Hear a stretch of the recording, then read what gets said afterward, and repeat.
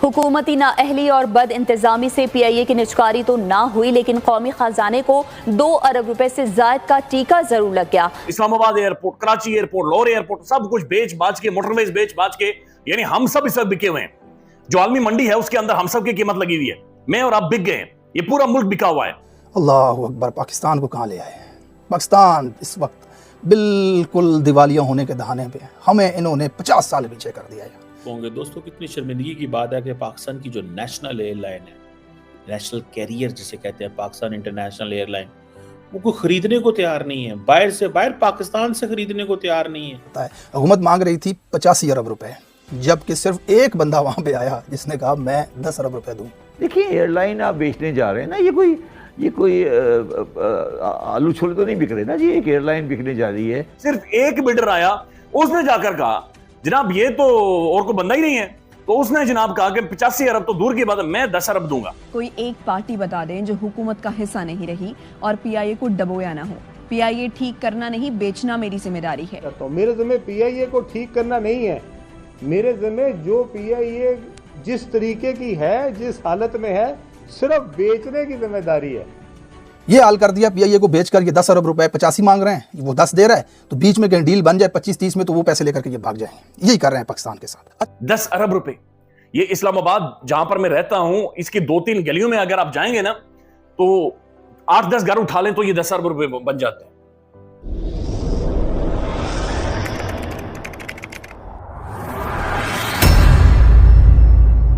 नमस्कार दोस्तों, स्वागत है आपका पाकिस्तान की बर्बादी में। जी हाँ, तो आज की बर्बादी कुछ इस तरह है कि जब पाकिस्तान के मक्कार हुक्मरानों को IMF और विदेशों से भीख मिलना बंद हो गया, तो उन्होंने अपने ही मुल्क की कीमती सामानों को कौड़ी के दाम बेचना शुरू कर दिया। जी हाँ, तो खबर कुछ इस तरह है कि पाकिस्तान की PIA एयरलाइन, जो एक समय में पाकिस्तान की बहुत बड़ी ताकत हुआ करती थी, परंतु आज पाकिस्तान में PIA की नीलामी हुई, लेकिन उस नीलामी में पाकिस्तान एयरलाइन को कोई खरीदने को तैयार नहीं हुआ। जी हाँ, और ये इस वक्त की सबसे बड़ी खबर है। दरअसल पाकिस्तान की गवर्नमेंट की तरफ से PIA की बेस्ट बिड थी 85,000 अरब रुपए, परंतु नीलामी के समय सिर्फ एक व्यक्ति ने कहा कि मैं तो इसे सिर्फ 10 अरब रुपए में खरीदूंगा।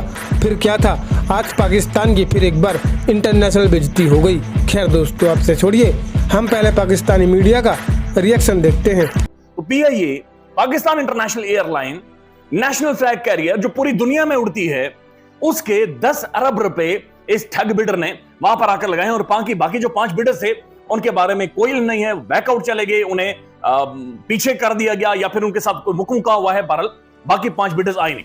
अब जो एक बिडर था 10 अरब रुपए वाला, इसे इन हुकूमत ने यह कहा कि आप 30 मिनट का टाइम ले लें। 30 मिनट सोचे, ये बहुत कम है जनाब, हो नहीं सकता, किसी भी तौर पर हम इस तरह से नहीं चल सकते। 30 मिनट के बाद उसने कहा 10 अरब रुपए से एक फुटी कोड़ी ऊपर नहीं दूंगा। और फिर साथ उसने ये भी कहा कि जो 30 अरब है, मेरी चूंकि हाउसिंग सोसाइटी है, तो उसके प्लॉट्स आपको दे दूंगा, तो प्लॉट एडजस्ट हो जाएंगे ना। यानी अंदाजा लगा लें, वो कह रहा है कि ये प्लॉट एडजस्ट करके आप PIA मेरे हवाले कर दो।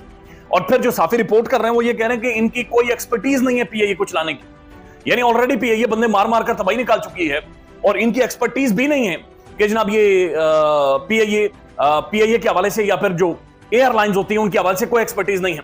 अंदाजा लगा लें, PIA तो अभी तक नहीं बिकी, बिक जाएगी, यानी कोड़ी के दामों या कबाड़ खाने में PIA बिक जाएगी। लेकिन हुकूमत ने साफी ये रिपोर्ट कर रहे हैं, जियो टेलीविजन ये रिपोर्ट कर रहा है, $20 मिलियन इसके ऊपर ऑलरेडी नुकसान कर चुके हैं।